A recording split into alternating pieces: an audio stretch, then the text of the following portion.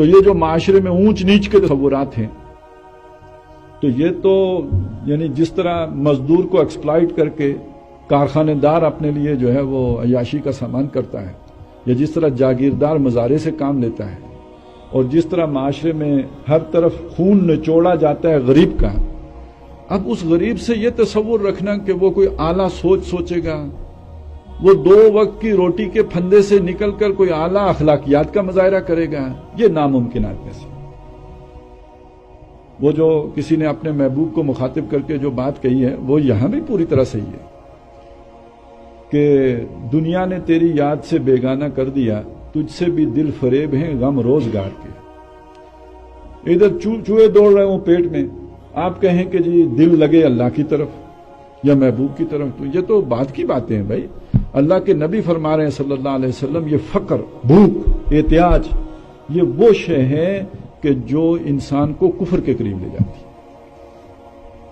اور آج ہم روتے ہیں معاشرے میں بے حیائی ہو گئی ہے، تو جہاں معاشرے میں اونچ نیچ کے تصورات پیدا ہو جائیں وہاں بے حیائی تو ہوتی ہی ہے، اس لیے کہ جہاں ضرورت نہ پوری ہوتی ہو یا تو پھر خودکشی ہے یا بے غیرتی ہے۔ کوئی کرائے پہ عقل بیچے گا، کوئی کرائے پہ جو ہے اپنا جو مسلز بیچے گا۔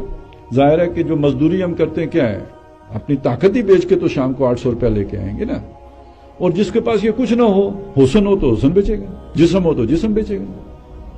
تو یہ تو ایک دوسرے کے ساتھ جڑی ہوئی چیزیں ہیں۔ جس معاشرے میں تقسیم دولت کا نظام غیر مساویہ نہ ہو جائے وہاں کوئی خیر پنپ ہی نہیں سکتی، کوئی نیکی پھیل ہی نہیں سکتی۔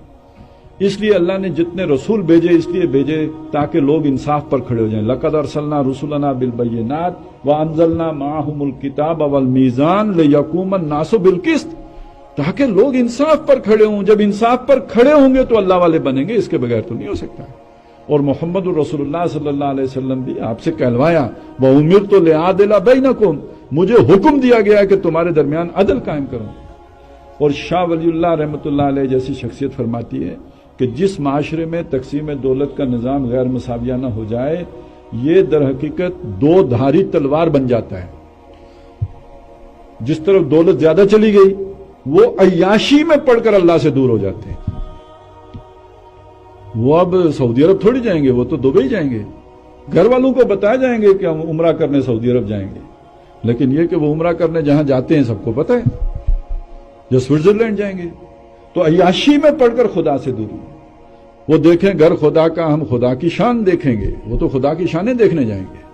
اور دوسری طرف یہ ہے کہ جہاں فاقہ ہو، فقر ہو، احتیاج ہو، بھوک ہو، وہاں انسان انسانیت سے گر کر حیوانیت کی سطح پر آ جاتا ہے، ڈھور ڈنگر بن جاتے ہیں۔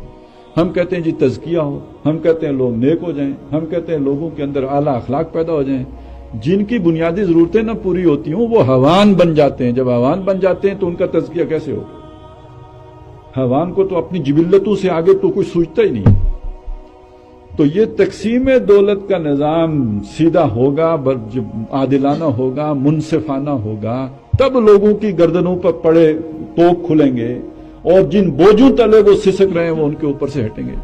یہ آج کی ریاست جو ظالمانہ ٹیکس لگاتی ہے، آپ کو اندازہ ہے نا ان کا، یہ ظالمانہ ٹیکس جو ہے یہ وہ بوجھ نہیں ہے جس کے نیچے آدمی گویا دب کے رہ جاتا ہے۔ اور اسی طرح پھر جو ایکسپلائٹیشن ہوتی ہے، اب ایک ٹیکس تو وہ ہے جو امیروں پہ لگتا ہے، ایک ٹیکس وہ ہے جو غریب کو بھی دینا پڑتا ہے، مزدور کو بھی دینا۔ یہ جو جرنل ٹیکس ہے، یعنی جو ماچس کی ڈبیا پہ بھی لگا ہوا ہے، جو سیلز ٹیکس ہے، تو یہ تو دنیا میں کہیں نہیں ہوتا جو ہمارے ملکوں میں ہو رہا ہے۔ اور اس میں وہ جن پر ٹیکس لگنا چاہیے، جنہیں دینا چاہیے، وہ نہیں دے رہے ہوتے، اور وہ اگر دے بھی رہے ہوتے ہیں تو ہمارے ٹیکس میں شامل کر رہے ہوتے ہیں۔ مطلب کسی فیکٹری پہ ٹیکس لگا ہوا ہے، ٹھیک ہے انہوں نے دے دیا جی، وہ جو سیل ٹیکس تھا وہ دے دیا، لیکن وہ ہمارے خرچے میں ایڈ کر کے وہ ہم سے وصول بھی کر لیا۔ تو یہ ظلم جب تک نہیں ختم ہوگا تو کیسے عدل آ جائے گا؟ تو محمد الرسول اللہ صلی اللہ علیہ وسلم صرف تلقینیں کرنے ہی نہیں آئے تھے، امر بالمعروف نہی عن المنکر بھی کرتے تھے، حلال حرام کی وہ بھی سکھاتے تھے، تعلیم بھی دیتے تھے۔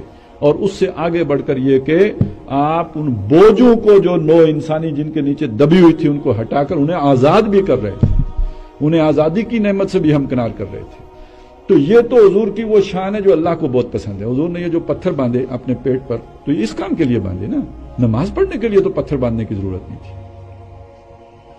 اس کے لیے تو کوئی بھی آپ کو جو ہے حج کرنے کے لیے، عمرے کرنے کے لیے، زکوٰۃ کے لیے، یہ تو ہر لوگ سارے آپ کا ساتھ دینے کے لیے تیار ہو جاتے.